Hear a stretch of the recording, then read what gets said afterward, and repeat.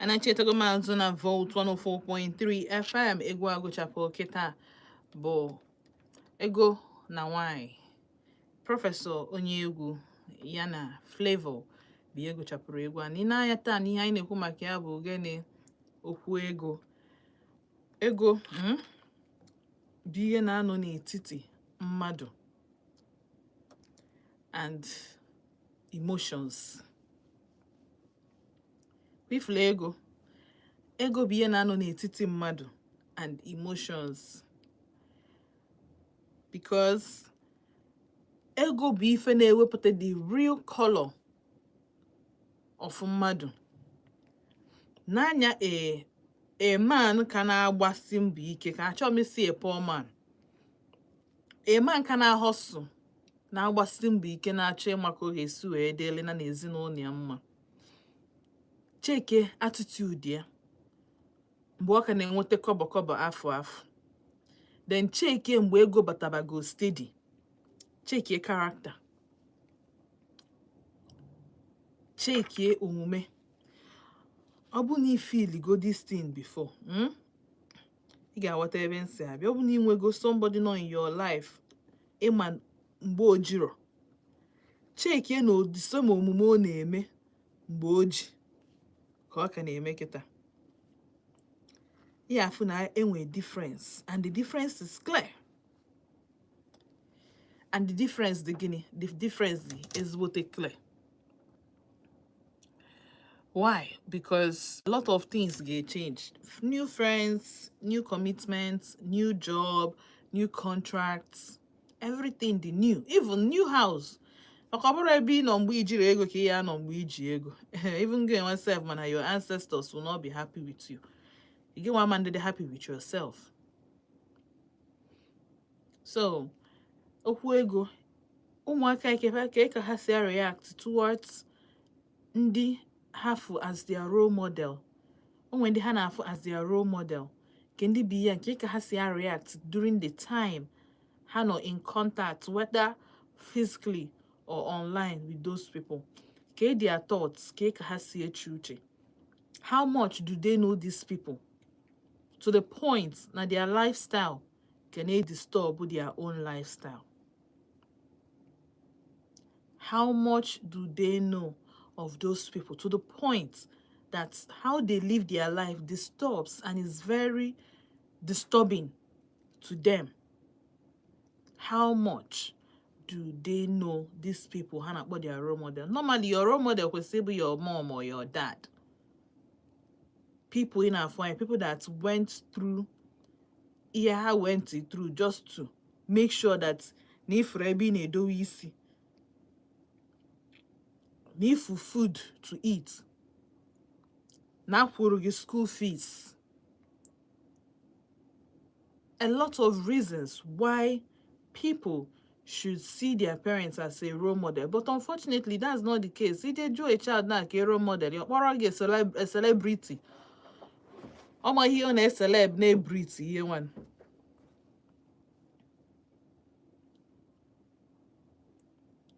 Life choices are very important. Yes, in as much as there were some parents that are role models. There were some parents, yes, I'm akwa kembo say no na-ekwu okwu di na nwunye ponu jezu oshi, both of them. And aka kpalofa, they were caught. Ejide ha. And ihe mere ejide here ha bro because they were not smart. Iwe dị ndị mmadụ n'obi. Nigeria is not smiling.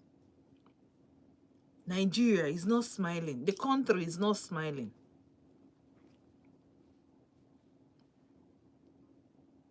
So, Ijoshi now, I promise you, open in make plans with somebody Ijoshi, or not in make plans within yourself. So get your Iwega. Make sure. Make in miss maka ejide aka ga akpala gị. And don't we bring your first time. Makita no able first time able OG in the game. Aka ya akpala gị. Wait for this 2026 I know here. Forget it. Icho ije zuo shi aka ga akpala gị ya ejide gị. So all the very important that n'ihe ọbụla ị na-eme right now, make sure need extremely careful. Not just because of yourself, or maka image, maka a lot of other people you are disgracing. A lot of other people, each or in it need their reputation on the line. Integrity fa. So I'm going to pay phone line right now. Okay, and I'm na YouTube na Vote ODENIGBO. I na-ekwu maka ya bụ our children and their role models. Kedu ife melu na ụmụaka anụ a bụ ndị nọ online fa amarọ maka ha ka ha ji wee melu onye ha chọrọ ịbụ in the future, onye ha chọrọ ịdị ka ya n'ụbọchị nke taa. Ị chọrọkwa ịma ihe onye ahụ na-eme, ị chọrọ ịma ka o si ebido, ị chọrọ ịma onye kwadoro ya, ị chọrọ ịma ka o nwere ihe ịma ọ na-ebe anọ nọ online one day na-afụ somebody nwelu a very good fine picture, fine life, luxurious life, iwere ya meru your role model. Hapụzie ndị nọ gị na-akwụ na struggle 24 hours of the day just to be with you. So kpọọ m na 07060485853 ma kpọọ na 0915-570-8347 ma send ya WhatsApp, send ya message on YouTube na Vote ODENIGBO. Vote ODENIGBO ka anyị ji nọrọ na YouTube. Ọ bụrụ na ị chọọ nweta anyị na phone 07060485853 ma kpọọ na 0915-570-8347. Kedu ihe mere ụmụaka anyị ji afụ ndị ilo dịka onye ndufa ma onye ha kwesịrị ị na-eso, onye ha kwesịrị ị na-ege ntị, onye ha na-afụbata dịka na ndụ onye a dị mma, na onye anwa ka m chọrọ ịdịka ya na nto. Alright, 07060485853 or 0915-570-8347.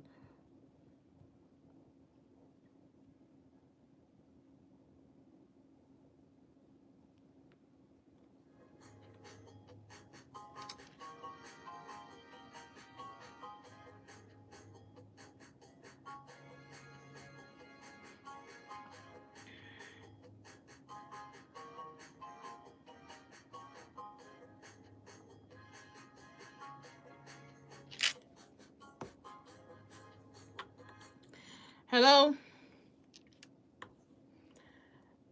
Mgbede pụọ na ebe redio gị nọ biko. Pụọ ebe redio gị nọ. Alright, biko rule number 1 I make sure na ịpụ ebe redio gị nọ kpatakpata. Achọrọ m ị na-anụ the whole back from your radio set. Ị na-anụ unu m na background gị adị m anụ unu m na-anụ noise. So biko jisi ike rule number 1 gbatịnata redio gị ma pụọ ebe redio gị dị kpatakpata.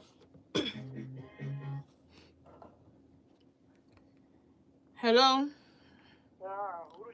Uhuruchioma ka eke ime? Adị m oyi ka afọ gị na ebe isi akpọ m. Run away. Onye na way ya nnọọ. No, gaa n'ihu. Asị m ka ihe mere ụmụaka anyị eji ha like iji ndị nọ ha na-akụ merụ role model, ọ bụrụ ndị online, ndị celebrities, ka ihe feeling na-akpata ya. Okay.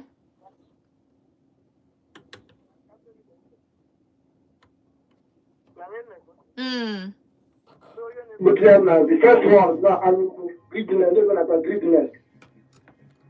Can make it a movement. Oh, but if you're not to online, then we will do nothing as everything now. And out of people, they will tell you that fast, and I can't do it.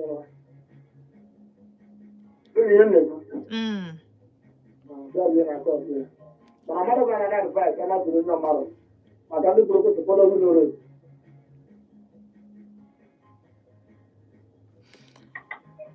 All right, dalo so. Dalo snow oke ọchịchọ bụ ife na-akpata ya. Hello. Mgbede ọma ka eke ime? Ndị oyi.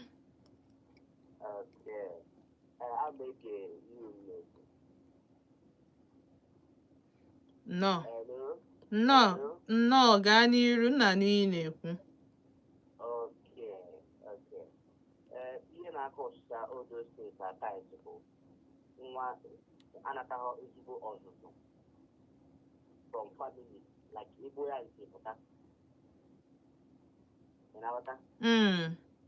So ọ na-adị mkpa mmadụ na-etolite nwatakịrị na-etolite onye efolo rules family ya na ka family si eme.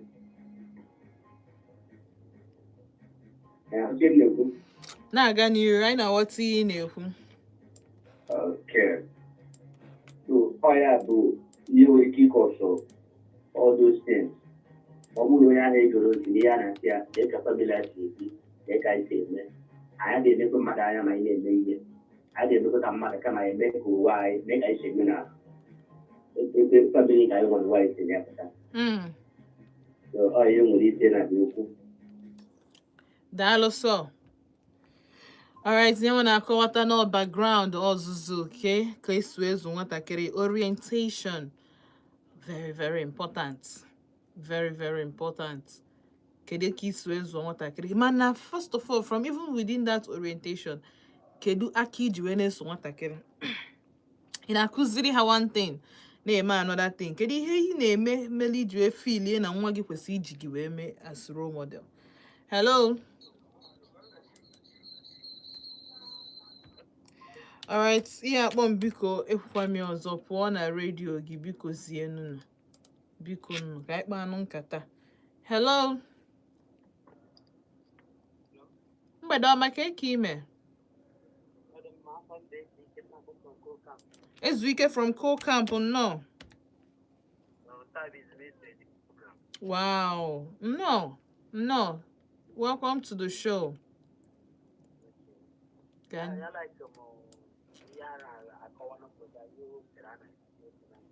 Daalụ. Background ebe nwa nọ wee too na-esochebe eti aka na ya. Number 2 bụkwa balance parents na-etrain decide because o nwere ebe Bible says you are train up a child in the way he should go so that when they will not hurt them. O tendere aka na-esochebe nwatakịrị ahụ na ahụ esochebe eti na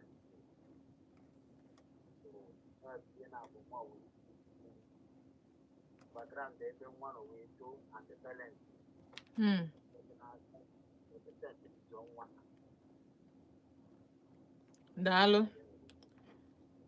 Daalụ sọ. Alright, aka eji wee zụọ ụmụaka, background bụ the very, very important. Alright, hello?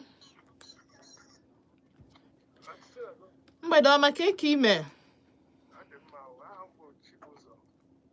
Chibuzọ ka ebe isi akpọ? Chibuzọ from MNN, no?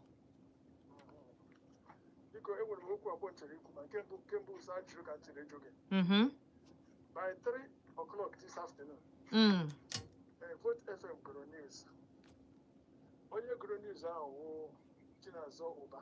Immediately after the program, onye ọzọ ebido program na-aza anti Chinazo. Mana ajụmụrụ the mmadụ abụọ na Vote FM. Anyị dị abụọ. Onye goro news ahụ na onye eme nke ma same person or different person. Then okwu nke a na-ekwu ugbu a because some are just after okwu nke a na-ekwu ugbu a enwere egwu ọrụ na ị ga-ekweta ekwu m okwu a before isi na ọwụwa ezi ahụ mana okwu a na-ekwu edekwe ya okay again egwu anyị na-akpọ in the beginning of this program ha na-ajụ ya ajụ sị ị ga-emewu ihe ị ga-eme ị na-arụ ọrụ anyị na-arụ ọgwa ịhụ na ụdị ihe ha na-eme ha ajụ gị na ị ga-emewu ya ọ bụ ihe nwoke anyị ikpe jiri kọwaa akọ mere na ụfọdụ ihe ndị ha na-eme ha na-achọ gị ga-emewu ihe ha na-eme mana asị some boys na-ehi ụra ha nọ na village ha nọ n'ọka na-agba day and night ha na-eme na-atụ ahịa na-eme ya achọghị ịkpọ ya aha so nke a one of the things ọ ma ị ga-ekwe all this type of things na-eme influence all those youths na-ekwu okwu ya they will hear it and they will see those people who that they are progressing. What again do you want them to do? Is it not to go to them and call them their role model?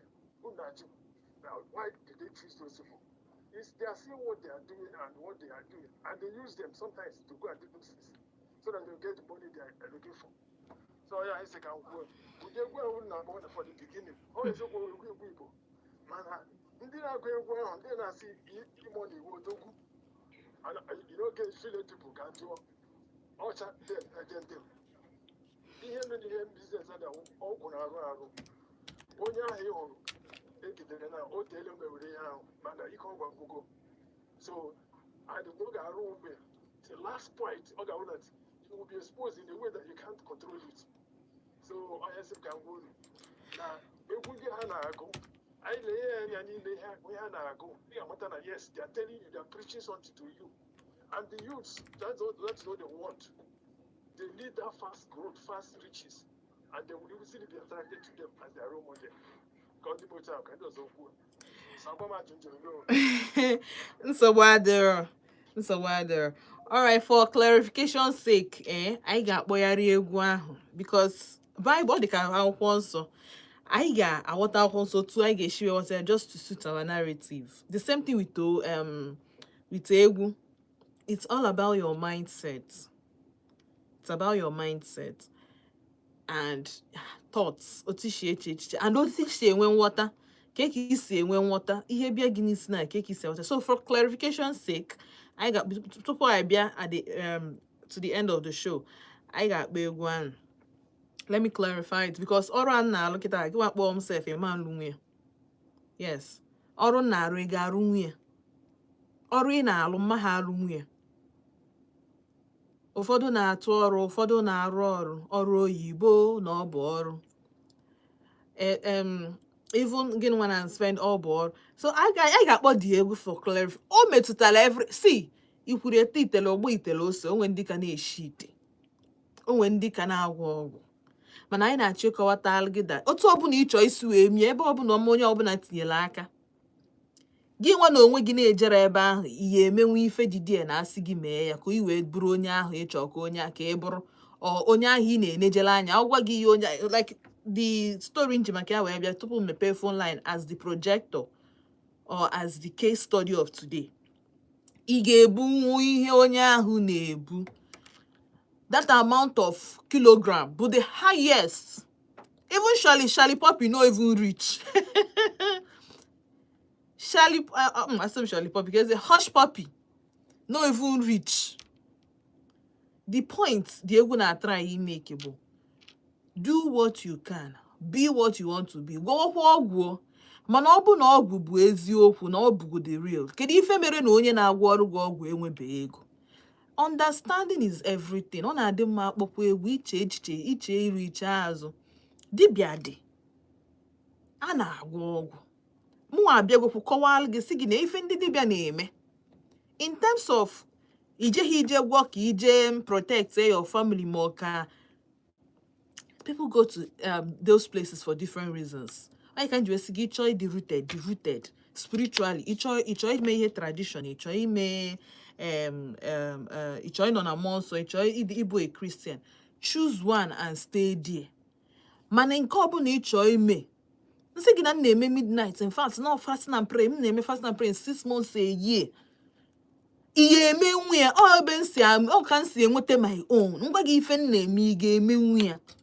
Nsị gị kịta na m na-eme midnight from 12 noon to 12 midnight till 6 a.m. ị ga-eme nwe ya. That is my own way of being successful.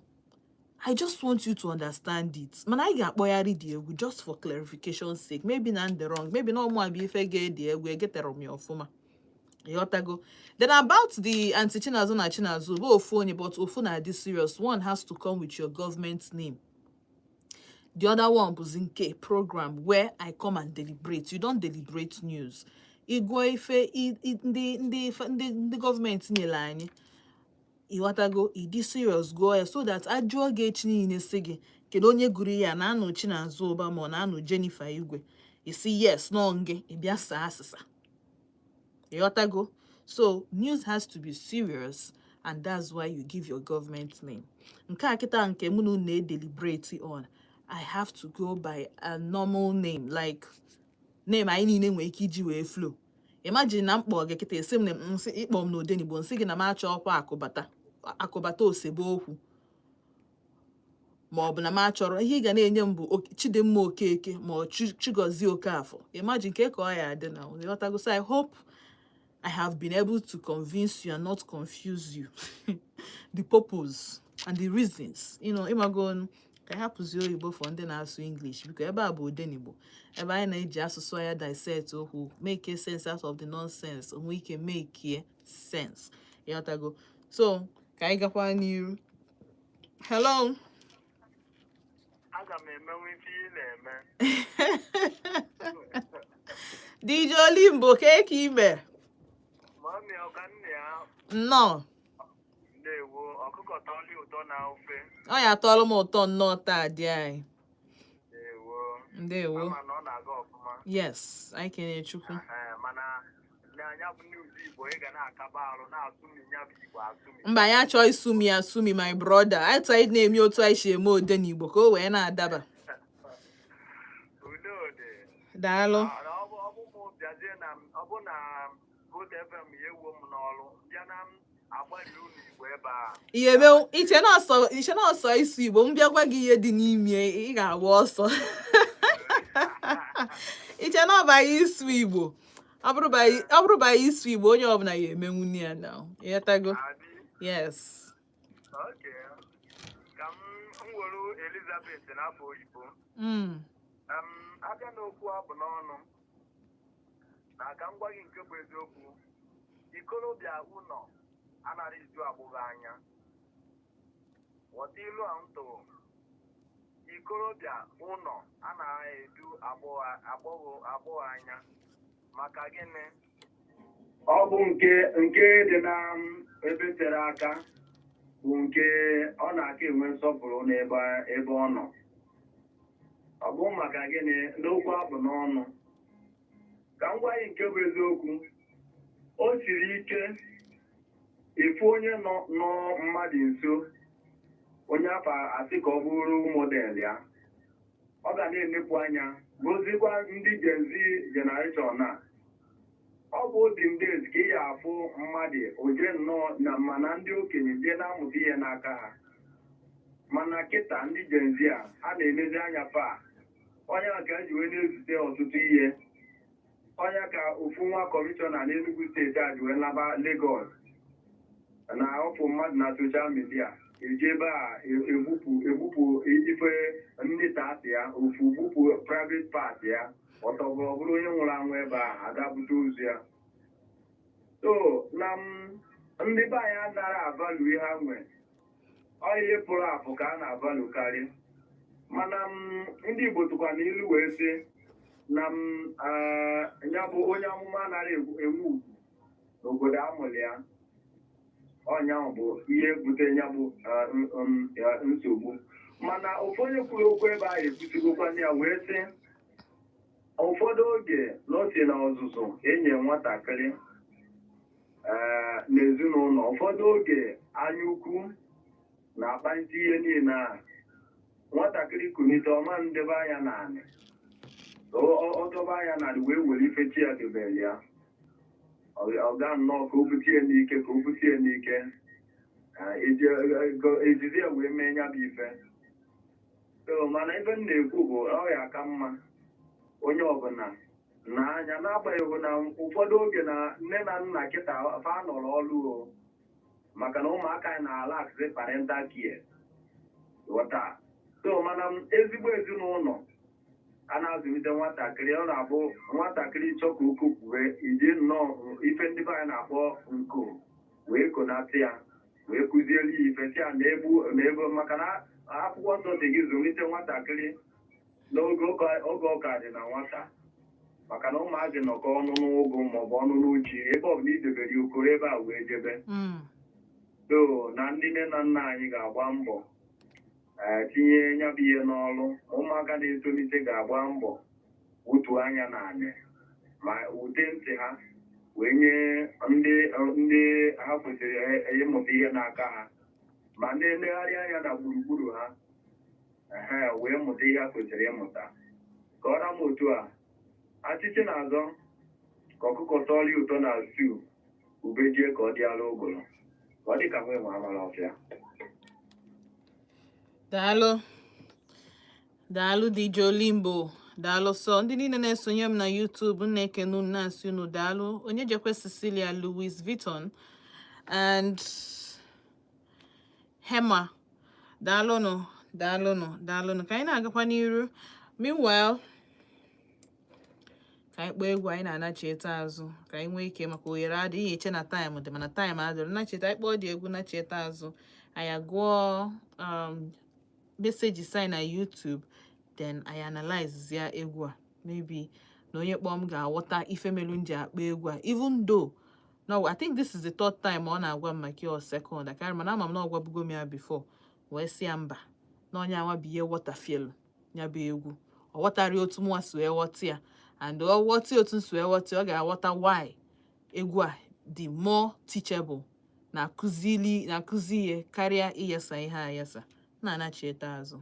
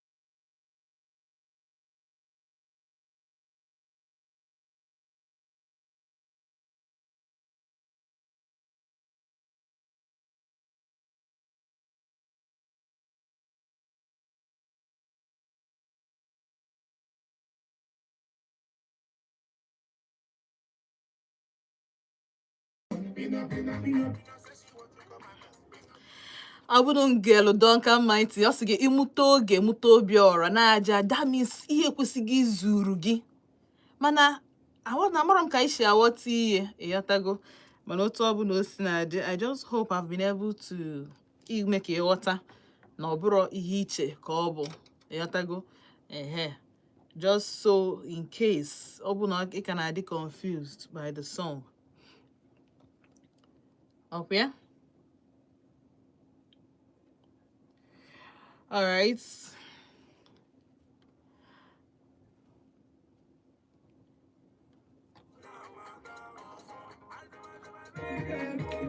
It's about to get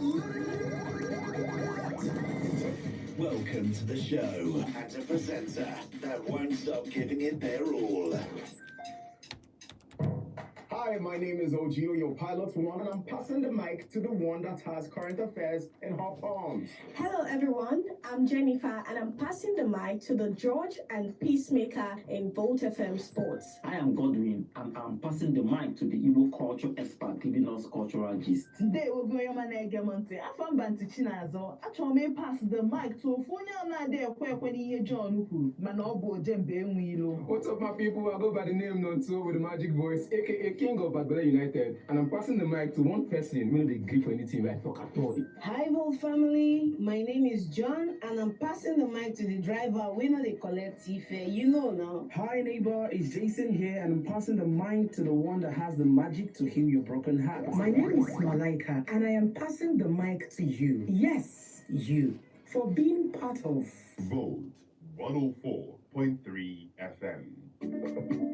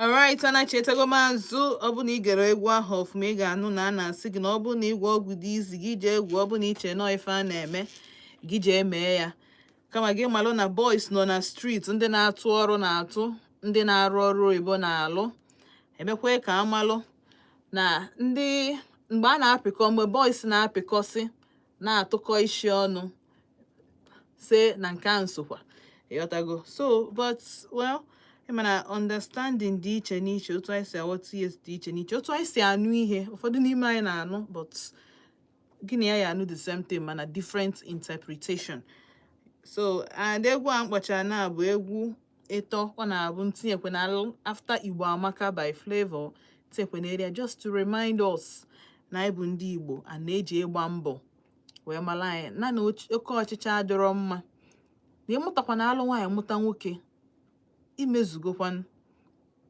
Chukwu na nyezie gị 3 nye gị 4 hafuzie okwu you're almost like the most blessed no matter what it takes for ndị bụ na fa chọrọ ịnụ ha chọrọ ịmụ nwa mana ha afụrọ nwa ha chọrọ ego mana afụrọ onwe ndị na-achọ ọrụ taa mana inwe something you're doing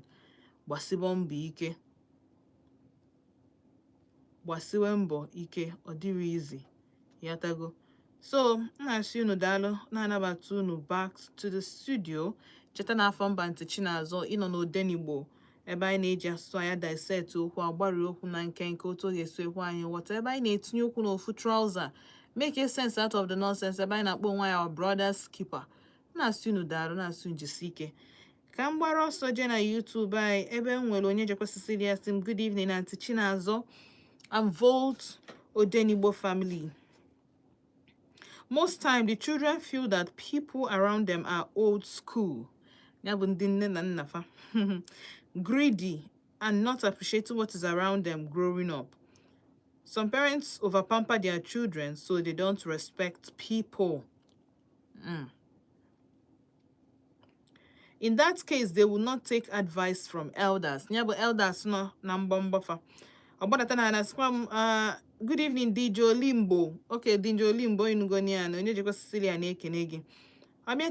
Some parents are also putting so much pressure on their children. Imagine parents telling their children that at their age, they already had them. Imofa at age 26, at age 27, where all you need to do is just know Jenubo, Jeko Ubo. And we're all drive. That time, parents say we're all drive, nothing, no motivation, no. And we're anything. Factor now brought just to have kids and take care of their husbands. And a different brunudo. And where is it? Where is it? But those days are gone. Kita and Amba brozo civilization analochaga anya na eji akụ ugbo. Civilization analochaga anya ukwu osisi ahụ ọ ga-abụ nwoke bata oje buru oche tụpụrụ ana n'okpuru ukwu osisi ahụ zubegodi ike. Civilization has taken all those things away. So things have changed. And please, bikonu, let's move on. Ụfọdụ n'ime anyị actually move on. I try just nọrọ ebe anyị nọ. No, your children are not like that. I know in 2026, 21st century. That's not from Wobery, 22nd century. So imagine what would happen then. Get our digital age, a lot of changes, a lot of things. The last thing I need because parents, now say parents, you need a dinner drive home. Okay, the pressure not in the world right now, the too much. It's enough to drive them. So give on when give parents question and encourages. If I just cannot drive, you're driving them to their doom. You're driving them to their doom. So can I worry why you're on these children? You know, Katinya had advice. Ijuka had juju. Or they allowed. But if you care, they say, Emeka, if you chibuzo go look me a rapper. Only do a jafia. Hey, Ogo therapy. Haba. Let the young man breathe. Ima ye chibuzo melo. Imaro no Okwu Ego ka ọgwụ. Imaro no body part mmadụ ka ole. Imaro no ọgwụ ka o push. To make money adịrị easy, but to be consistent is another thing. In a cheap ego where the consistent, I'm telling you, that's the only thing we keep me mad onwe ego n'ụwa, because you are showing up all the time. Nwa ga-ahị na ha achụgharị na-asị ya na Chibuzor mee nke a, Chibuzor mee nke ọzọ. Kedu ihe ọ na-eme? Kedu aka i nyerugoro ya as a mother or a father inweta ọlụ, ma ọ ịchọta ebe ọ ya amụ ọrụ aka, ma ọ ịtụkwuru ike na jụọ nwa kedu ihe ị chọọ ịbụ? Ọ nwa na-enwere direction ka ị ya na-asịzi oke si otu a ga ma si obidogoro ebe a, encourage esi oke na ọ try kwa na ọ na-eme ọfụma, mana na ọma nnọgide n'otu a forever. Gwagodi okwu ma ya bụzi ya na ọnụrụ.